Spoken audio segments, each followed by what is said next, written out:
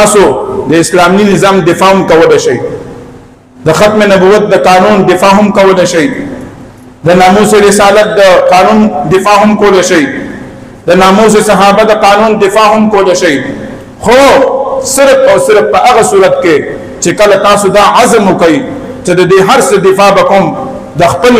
جان په شکل کې د خپل مال په شکل کې د خپل وینې په شکل کې دا خپل قرباني کوم او د دې دفاع وکوم ان شاء الله العزیز دا جنگ به تا ګټلې دي او کته چې زه به دا جنگ کوم خو نه به جان ورکوم نه به مال ورکوم نه به وخت ورکوم نه به وینه ورکوم نو څنګه به دفاع کې خو ګوي عزتمندو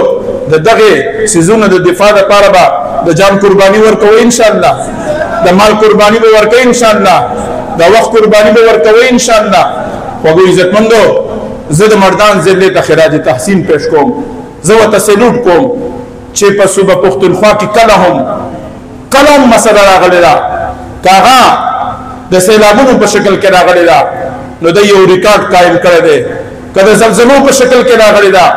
د یو ریکارډ قائم کړی دی که اسرائیل مرداباد کانفرنس په شکل کې راغلې ده د یو کردار ادا کړی دی پرون په